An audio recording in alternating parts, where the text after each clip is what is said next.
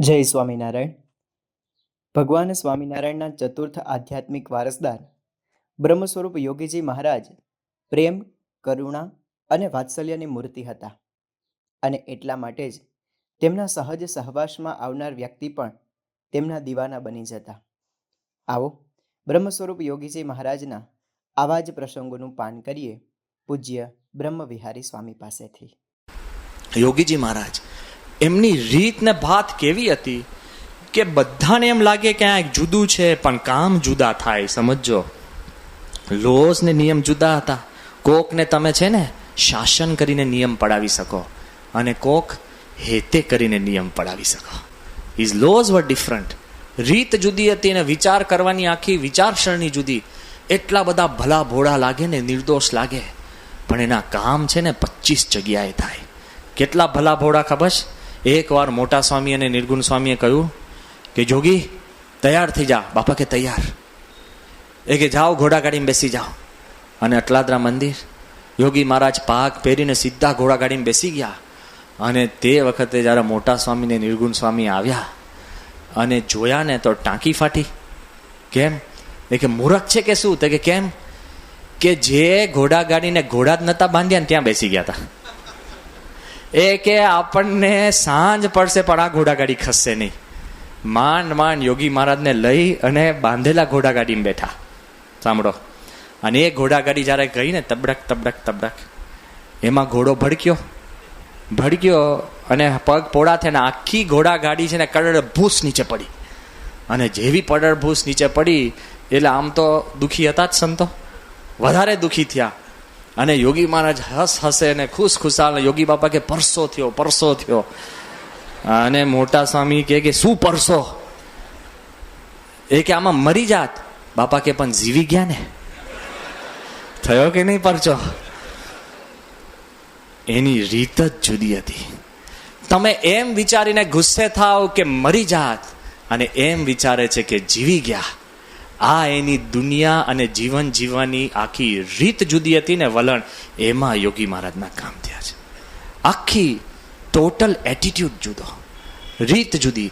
શાસ્ત્રી મહારાજે મંદિરો બાંધ્યા, અને એ યોગીજી મહારાજે મંદિરોએ ભક્તિ અને ભજનથી ભરપૂર કરી દીધા.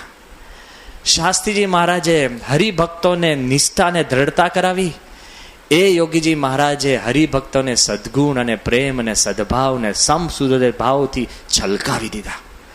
શાસ્ત્રીજી મહારાજે ભલા વિરોધની અંદર અક્ષર પુરુષોત્તમ સંસ્થા સ્થાપી. યોગીજી મહારાજે તમામ જૂના સંપ્રદાયમાંથી વેર અને વિરોધ શમાવી દીધો. યાદ કરજો, ભલા યોગીજી મહારાજની એક જે રીત હતી ને અનોખી હતી.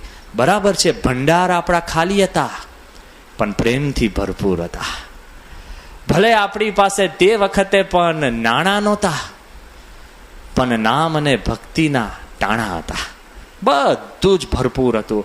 યોગીજી મહારાજે બાળકોને, યુવકોને એવા પોતે હેતથી ભેગા કર્યા કે આપણા મંદિર અંદર ભલા મોટા બહારના મંદિરો હોય તે વૃદ્ધોથી ભરાઈ લે. યોગીજી મહારાજના તંત્રની અંદર બાળકો વૃદ્ધની આંગળી પકડીને મંદિરે લઈ આવતા થઈ ગયા. બાળ યુવક મંડળ બધું જ ભરપૂર કરી દીધું. યોગીજી મહારાજે મંદિરોની અંદર પ્રાણ અને ચૈતન્ય મંદિરોની હારમાળા ઊભી કરી દીધી. જબરજસ્ત રીત, જુદી રીત, નિયમો જુદા. જેમ મેં તમને વાત કરીને કે યોગીજી મહારાજનું તંત્ર હતું ને, એ આખું જ નિયમ, આખું તંત્ર જુદું, આખી રીત જુદી ભાત. અને ક્યારે ઉગે ને કેમનું ઉગે ને તમે ને હું જાણી ન શકીએ. એકવાર ગોંડલની અંદર, આ પ્રસંગ હું ડિટેલમાં એટલે કહું છું, એના સાક્ષીઓએ મને વાત કરી છે.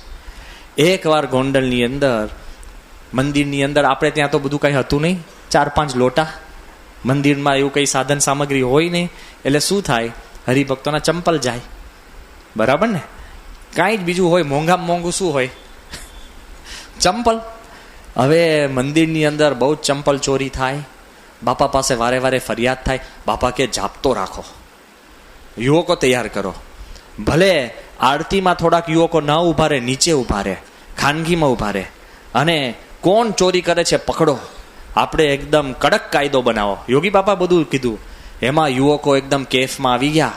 અને બધું તંત્ર સેટઅપ કરવાની શરૂઆત કરી. તે વખતે ભર આરતી ચાલતી હતી. તિલક ચાંદલો સહિત એક ચોર એને સારામાં સારા ચંપલની અંદર પગ નાખ્યો અને 4-5 યુવકોએ પકડીને ત્યાં ને ત્યાં જ મંદિરના દાદરે એને ટીપવા લાગ્યા કે તું જ ચોર છે, તું જ પકડ્યું છે, ને આમ છે ને તેમ છે ને આમ તેમ બધું બધી જ વાત કરીને ત્યાં ને ત્યાં.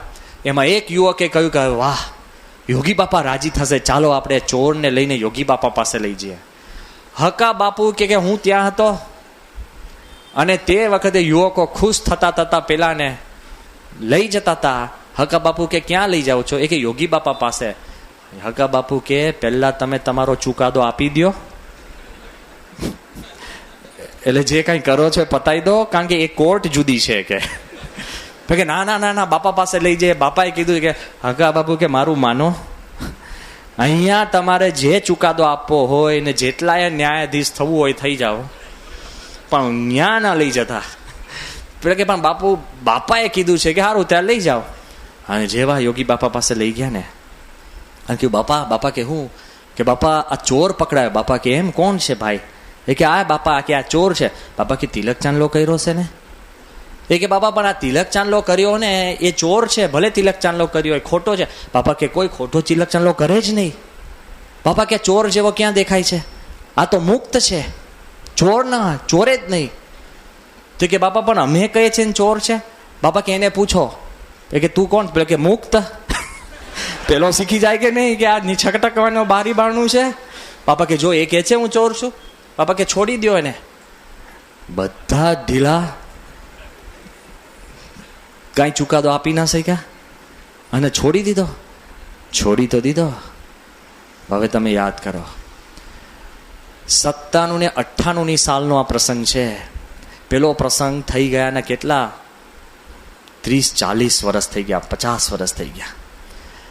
હમણાં જ અટલાદરામાં 97 કે 98 સાલનો પ્રસંગ છે. એક વૃદ્ધ ભાઈ પોતાના કુટુંબ લઈને પ્રમુખ સાંઈના દર્શન કરવા આવ્યા. તિલક ચાંદલો બધું જ શાંતિથી બાપાના દર્શન કરતા કરતા ધીરે રહીને સ્વામીનો હાથ પકડીને કીધું કે સ્વામી મને ઓળખ્યો? બાપા કે ના, કોણ? કે યોગી મહારાજે જે ચોરને છોડી દીધો હતો એ હું આ તમારો ચુસ્ત સત્સંગી થઈને બેઠો છું. એમના નિયમો જુદા હતા.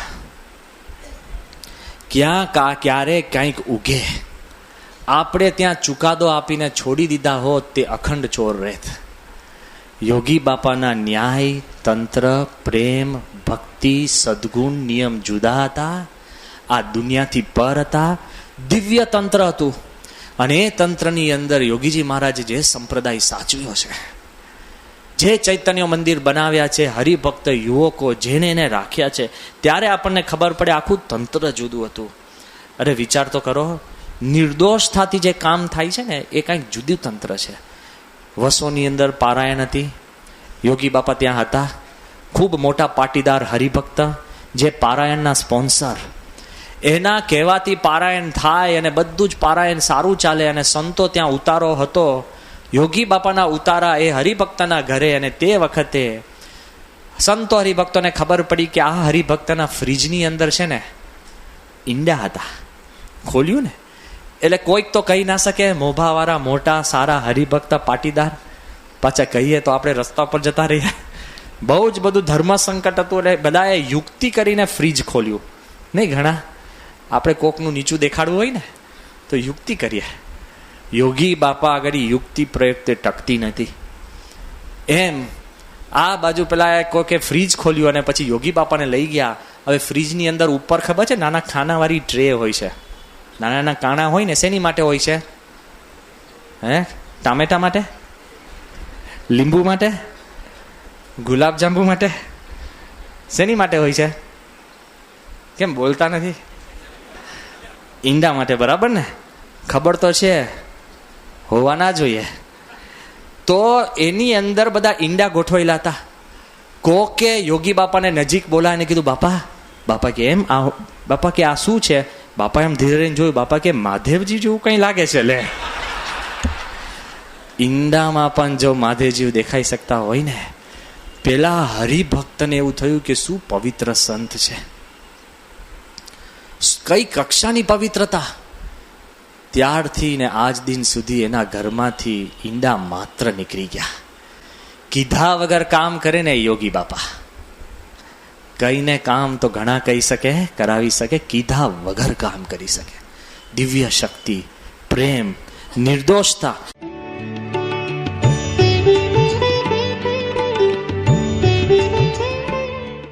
BAPS સંસ્થાના વિદ્વાન સંતોના આવા જ પ્રવચનો સાંભળવા માટે આ વિડીયોને લાઇક કરો, ચેનલને સબસ્ક્રાઇબ કરો અને આપના સગા સ્નેહીઓ સુધી આ વિડીયોને અવશ્ય પહોંચાડો.